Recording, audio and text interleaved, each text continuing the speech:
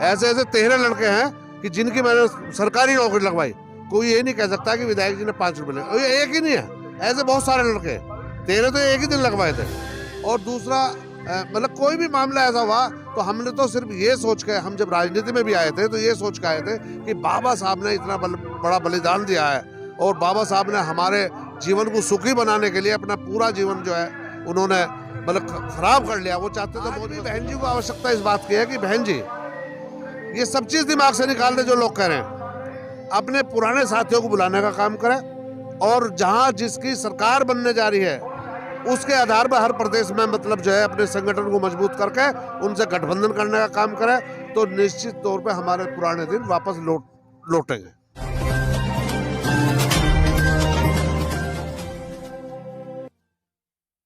नमस्कार, आप देख रहे हैं एनबी न्यूज़ 24/7 नीलम बोध के साथ। अप्रैल के शुरू होते ही बाबा साहब की जयंतियों की धूमधाम बड़े जोर शोर से शुरू हो जाती है और अक्सर हम देखते हैं कि जिस तरह से बहुजन समाज में एक उमंग, एक लहर दिखाई देती है वो बहुत ही अच्छे तरीके से और बड़े जज्बे के साथ दिखाई देती है। आज मेरे साथ में बसपा से पूर्व विधायक माननीय विनोद कुमार जी हैं, उन्हीं के साथ जुड़ना चाहेंगे, उनसे चर्चा करूंगी। सर, जिस तरह से बाबा साहब ने सपना देखा कि बहुजन समाज इस देश का सत्ता पर काबिज हो, लेकिन क्या बात है कि पिछले 75 साल से ना तो हम सत्ता पे काबिज हो पाए और ना ही हम जिस तरह से बाबा साहब बोध में भारत की बात करते थे उस पे काबिज हो पाए। तो इन चीज़ों को किस तरह से देख रहे हैं और कहाँ कमियां रही?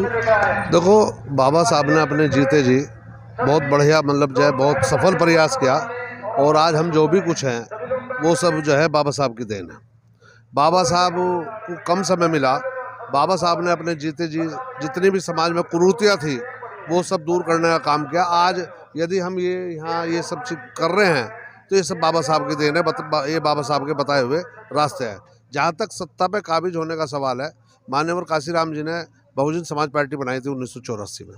1984 में जब बहुजन समाज पार्टी बनाई और बहुजन समाज पार्टी से जो इस देश में रहने वाले कमज़ोर दबे कुचले लोग हैं, सर समाज के लोग, उन सब लोगों को साथ लेकर चलने का काम किया और अपने जब वो उनका परिनिर्माण हुआ उसके बाद में 2007 में बहुजन समाज पार्टी की सरकार आई और सरकार ने ऐसा नहीं काम नहीं किए, बहुत बड़े काम बहुजन समाज पार्टी की सरकार ने किए, लेकिन कुछ हालात ऐसे बन गए कि जिस कारण से मतलब जो है जिस पर हम लोगों को बैठ कर विचार करना चाहिए, चर्चा करनी चाहिए कि ऐसे कौन से हालात ऐसे बने कि जो आज बहुजन समाज पार्टी सत्ता में रहने के बाद में आज 0 पाए, आज एक मतलब जो है विधायक है, एक सोचनीय विषय है।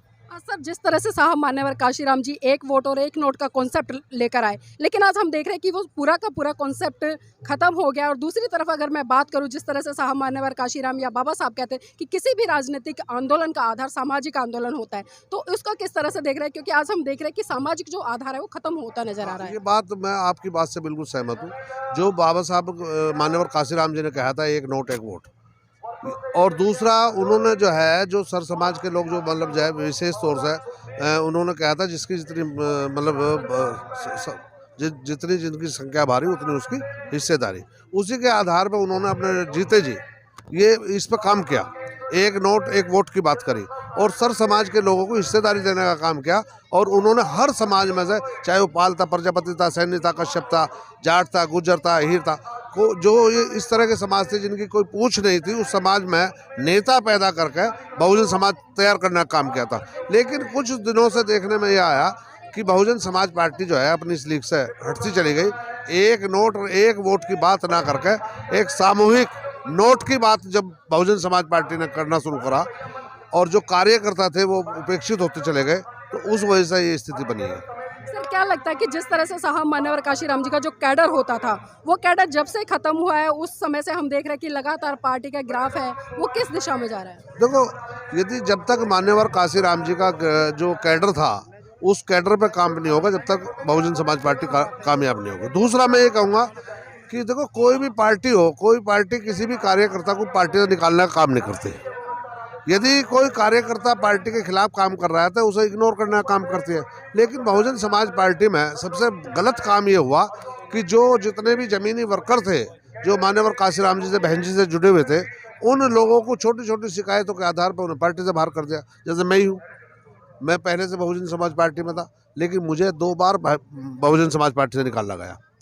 अब यदि मैं ये पूछने लगूँ मुझे क्यों निकाला गया, और मैं चैलेंज करके कह सकता हूँ, विशेष तौर से अपने जाटो समाज के भाइयों के बीच में कि कोई एक आदमी ये नहीं कह सकता कि मैंने कभी किसी से 1 रुपये का लेने का काम किया हो। ये लड़का खड़ा, ये 13 लड़के मैंने एक ही दिन नौकरी लगवाई, मैंने 5 रुपये लिए किससे। ऐसे ऐसे 13 लड़के हैं कि जिनकी मैंने सरकारी नौकरी लगवाई। कोई ये नहीं कह सकता कि विधायक जी ने 5 रुपये लिए। और ये एक ही नहीं है, ऐसे बहुत सारे लड़के, 13 तो एक ही दिन लगवाए थे।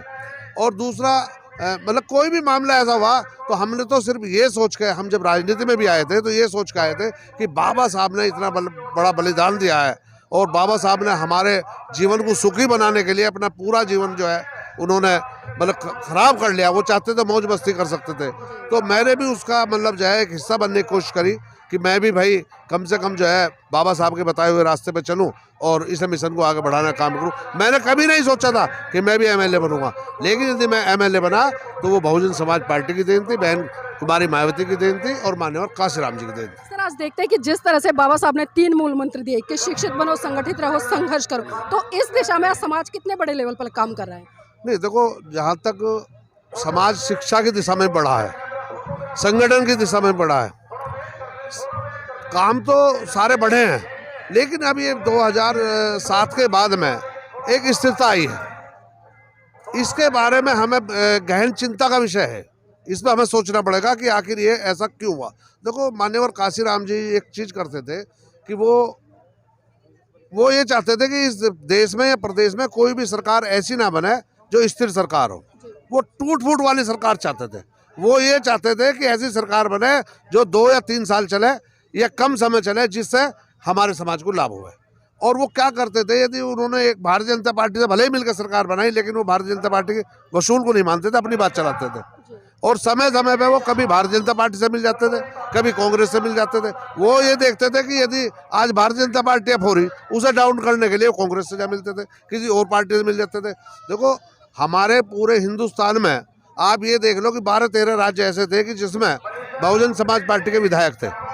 आज भी बहन जी को आवश्यकता इस बात की है कि बहन जी ये सब चीज़ दिमाग से निकाल दे जो लोग कह रहे हैं, अपने पुराने साथियों को बुलाने का काम करें और जहां जिसकी सरकार बनने जा रही है उसके आधार पर हर प्रदेश में मतलब जो है अपने संगठन को मजबूत करके उनसे गठबंधन करने का काम करें, तो निश्चित तौर पे हमारे पुराने दिन वापस लौटेंगे। सर लेकिन आज हम देख रहे हैं कि जिस तरह से बहुजन समाज बहुत सारी उपजातियों में बटा हुआ है। हम बात तो करते हैं बहुजन की, लेकिन बहुजन के नाम पे हम जातियों में बट गए। और जाति में बटने का आधार है कि हर कोई व्यक्ति कहीं ना कहीं जाति के आधार पर संगठन बना रहा है। लेकिन इस चीज़ को बाबा साहब ने भी मना किया और साहब काशीराम जी ने मना किया। क्या आज लोग इतने समझदार हो गए कि इनसे हटकर और इनकी दिशा से हटकर काम करने लगे? मैं ये कहना चाहूँगा कि जहाँ तक सामाजिक संगठनों का सवाल है, यदि बहुजन समाज पार्टी से पहले की बात करें, सन 1984 से पहले की बात करें, तो 1984 से पहले हमारे हर समाज में संगठन थे, सामाजिक संगठन। लेकिन जब मान्यवर काशीराम जी ने कहा कि संगठन बंद करो बनाना और सब बहुजन समाज पार्टी को चलाओ,